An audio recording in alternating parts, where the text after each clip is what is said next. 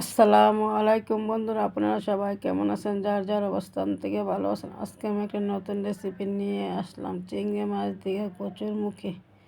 চুলাতে প্যান বসিয়ে দিয়ে দিলাম তেলটা গরম হয়ে গেছে, দিয়ে দিলাম চিংড়ি মাছ আর অল্প একটু লবণ আর একটু হলুদ দিয়ে ভালোভাবে নেড়েচেড়ে আমি চিংড়ি মাছগুলো ভেজে নেব।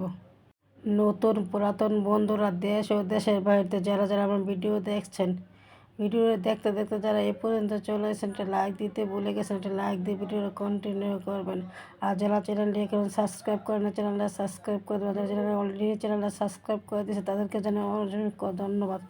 চিংড়ি মাছটি আমি লাল লাল করে ভেজে নিয়েছি, এবার নামিয়ে নিলাম। এবার দিয়ে দিলাম কচুর মুখে, দিয়ে দিলাম অল্প একটু হলুদ আর লবণ। এবার দিয়ে ভালোভাবে নেড়ে চেড়ে ভেজে নেব। চিংড়ি মাছ কচুর মুখে এভাবে রান্না করলে খেতে হয় খুব মজা, গরম ভাতে যা জমে যাবে। এভাবে একবার ট্রাই করে দেখবেন। আমি কচুর মুখেটি ভালোভাবে নেড়ে চেড়ে উল্টে পাল্টে লাল লাল করে ভেজে নেব। লাল লাল করে ভেজে নিলে খেতে দারুণ লাগে।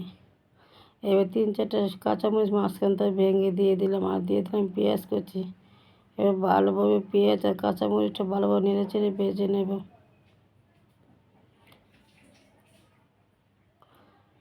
পেঁয়াজটা আমি লাল লাল করে ভেজে নেব।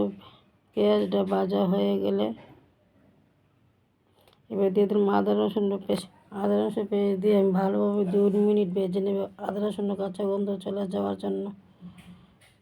আদা রসুনটা আমার ভালোভাবে ভেজে নেওয়া হয়েছে। এবার দিলাম 1 চামচ মরিচ গুঁড়ো আর 1 চামচ জিরা গুঁড়ো আর দিলাম অল্প একটু হলুদ।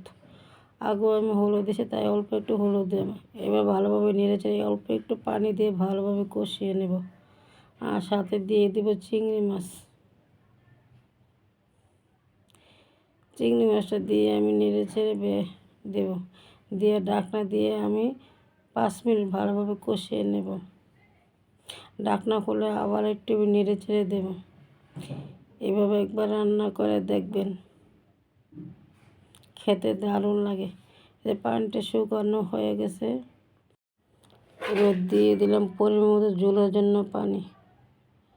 এবার ঝোলটা বলক এসেছে, এবার দিয়ে দিলাম ধনিয়া পাতা কুচি, দিয়ে ভালোভাবে নেড়ে ছেড়ে দেব।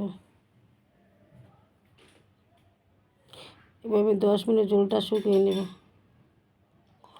ঝোলটা শুকানো হয়ে গেছে, এবার আমি নামিয়ে নেব। এবার দেখেন কালারটা কত সুন্দর হয়েছে, খেতে দারুণ লাগবে। এবার একবার বানিয়ে দেখবেন।